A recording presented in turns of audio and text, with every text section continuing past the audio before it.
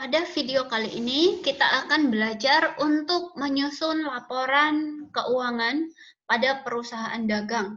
Nah, di mana perusahaan dagangnya adalah mencatat dengan sistem persediaan periodik. Jadi mungkin banyak yang bingung gimana caranya untuk membuat laporan keuangan pada perusahaan yang mencatat secara periodik. Karena memang ketika kita mencatat secara periodik, akun-akun yang kita gunakan itu adalah seperti akun pembelian, kemudian akun retur pembelian, diskon pembelian, dan tidak ditemukan saldo untuk beban pokok penjualan karena tidak dicatatkan langsung beban pokok penjualannya. Maka ketika membuat laporan laba rugi pada perusahaan dagang yang mencatat dengan sistem periodik, maka kita akan mencari terlebih dahulu berapa beban pokok penjualannya. Ini yang membedakannya dengan sistem pencatatan secara perpetual. Karena pada sistem pencatatan perpetual, maka persediaan dan beban pokok penjualannya itu selalu langsung dicatat pada setiap transaksi. Nah, sedangkan pada periodik itu dicatatnya kepada akun pembelian, maka ketika membuat laporan laba rugi akan kita hitungkan terlebih dahulu berapa banyak beban pokok penjualannya. Jadi langsung saja ke langkah yang pertama, membuat laporan laba rugi. Jadi laporan laba rugi itu simpelnya itu adalah isinya hanya dua bagian besar, yaitu pendapatan dikurangi dengan beban. Itu saja sebenarnya, pendapatan dikurangi dengan beban. Karena ini perusahaan dagang, pendapatannya itu diperoleh dari penjualan. Maka kita harus mencari penjualan, tetapi penjualan ini bisa dipengaruhi oleh retur penjualan, diskon penjualan yang itu sebagai pengurang. Maka kita cari penjualan bersihnya. Oke.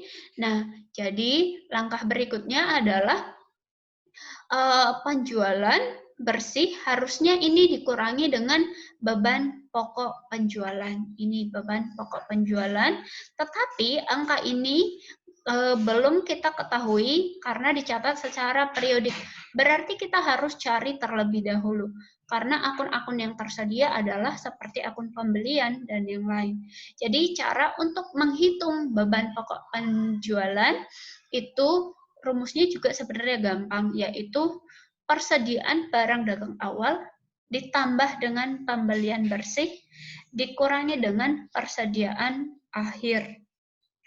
Oke, sekali lagi, beban pokok penjualan itu adalah persediaan awal ditambah pembelian bersih dikurangi dengan persediaan barang dagang akhir. Itulah ketemu beban pokok penjualan. Jadi, selanjutnya kita hanya perlu tahu pembelian bersih itu didapatkan dari mana. Pembelian bersih itu didapat dari pembelian ditambah dengan beban angkut pembelian yang ini, lalu dikurangi dengan retur dan diskon pembelian, dikurangi dengan ini. Maka ketemu dia pembelian bersihnya. Jadi, sekali lagi, laporan laba ruginya terdiri dari penjualan bersih dikurangi dengan beban pokok penjualan, maka ketemu namanya laba kotor. Oke, sudah ketemu laba kotor. Kemudian kita kurangi dengan beban operasi. Beban operasi terdiri dari apa?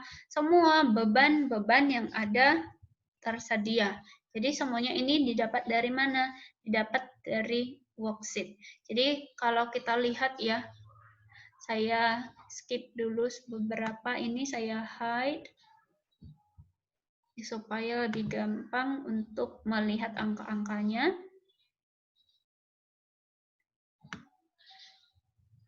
Oke, ini dia. Beban-bebannya jangan sampai ada yang ketinggalan. Bebannya adalah, kalau ini bebannya saya urutkan berdasarkan angka yang lebih besar. Jadi angka paling besar itu beban upah dan gaji, ini dia. Kemudian dilanjutkan beban penyusutan, ini beban penyusutan. Selanjutnya beban utilitas ini. Berikutnya beban perawatan 3.500.000. Yang berikutnya beban asuransi. Ini beban asuransi. Dilanjut dengan beban iklan. Kemudian beban habis pakai, dan terakhir adalah beban lain-lain. Oke, jadi semuanya bebannya sudah kelihatan. Oke, nah jadi kita totalkan semua beban yang sudah kita kumpulkan tadi, maka jumlahnya ada 139.700.000. Ini 139.700.000. Lalu laba kotor yang sudah kita hitung sebelumnya, kita kurangkan dengan total beban operasi, maka ketemu namanya laba operasi.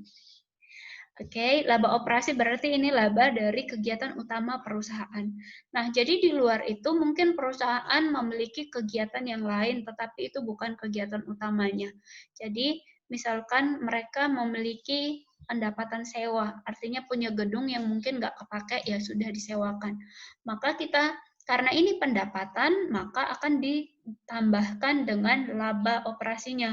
Maka laba bersihnya menjadi 32.750.000. Jadi ingat, caranya gampang. Untuk membuat laporan laba rugi, isinya adalah pendapatan dikurang beban. Pendapatannya, karena ini perusahaan dagang, itu berarti dari penjualan. Kita cari adalah penjualan bersihnya.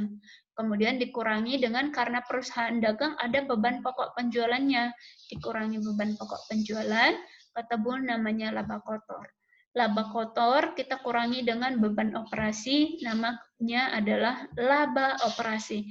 Apabila ada kegiatan di luar usaha, kalau dia pendapatan dijumlahkan, kalau ini misalnya beban bunga, itu maka dikurangkan. Maka ketemulah dia laba bersih.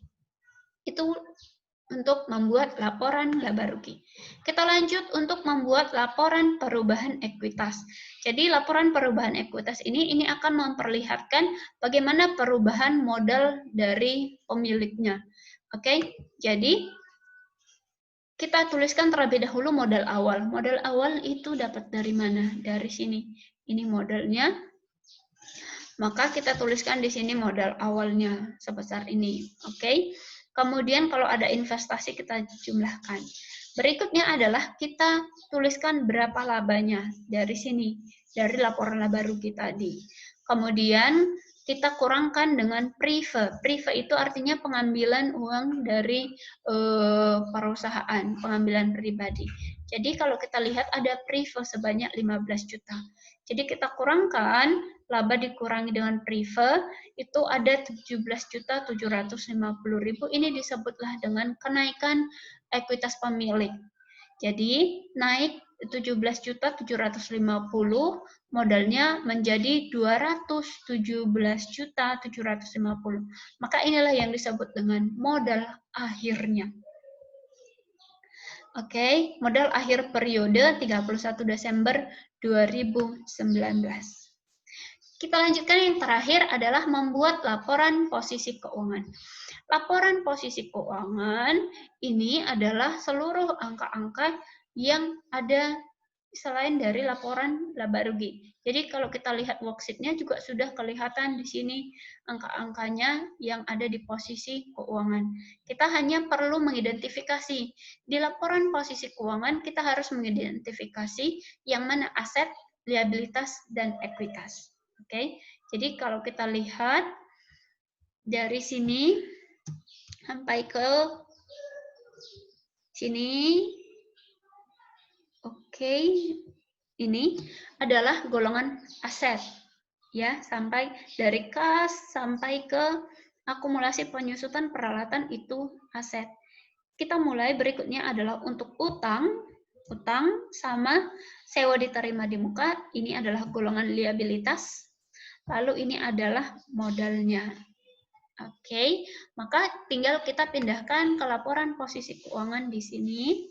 Seperti yang tadi, kita identifikasi yang mana aset. Aset terdiri dari dua jenis, ada aset lancar dan ada aset tetap.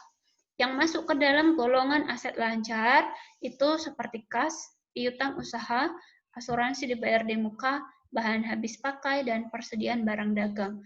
Jadi yang ini tinggal kita pindahkan dari angka yang dari atas, dari worksheet tadi. Jadi kalau kita lihat kas di sini ada 8 juta, 17 juta 200 untuk 12 juta 400 untuk piutang, dan sampai seterusnya. Ini adalah didapat dari angka di sini. Ini 8 juta, 12 juta, dan seterusnya. Kemudian kita cari aset tetap. Aset tetap itu adalah seperti gedung dan peralatan.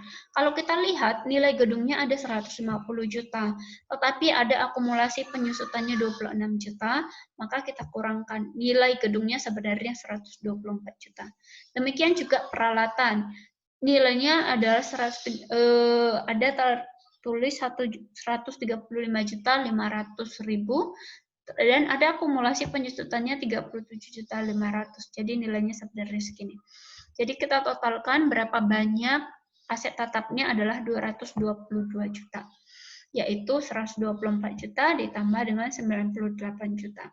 Lalu kita totalkan asetnya, yaitu dari aset lancar, total aset lancar dijumlahkan dengan total aset tetap, maka ketemu 293.100.000 rupiah. Itu adalah golongan aset. Pada laporan posisi keuangan, kita akan mengidentifikasi sesuai dengan persamaan dasar akuntansi, yaitu aset sama dengan liabilitas ditambah ekuitas pemilik. Maka kita akan lihat ke liabilitas. Liabilitas itu adalah terkait dengan utang. Jadi ada di situ utang 50 juta, ada 24 juta untuk utang upah. Kemudian ada sewa diterima di muka. Itu datangnya dari sini. Ini tadi utang usahanya, sewa diterima di muka, dan ada satu lagi adalah utang upah dan gaji. Ini karena ada jurnal penyesuaian sebelumnya. Oke, kalau kita totalkan semuanya adalah ketiga item ini adalah 75.350.000 rupiah. Itu adalah total liabilitas. Kemudian total ekuitasnya kita ambil saja dari laporan perubahan ekuitas dari modal akhirnya. Maka kita letakkan di sini.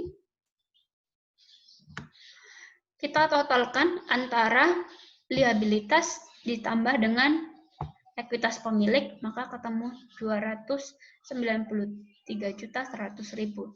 Maka aset sudah sama dengan liabilitas ditambah ekuitas. Jadi ini sudah balance. Jadi demikian caranya untuk membuat laporan keuangan pada perusahaan dagang yang dicatat secara periodik. Jadi sebenarnya yang membuatnya berbeda itu hanyalah pada laporan laba rugi. Sedangkan pada laporan perubahan ekuitas dan posisi keuangan itu sudah sama saja. Oke, mudah-mudahan ini membantu. Jika ini bermanfaat, please like and subscribe.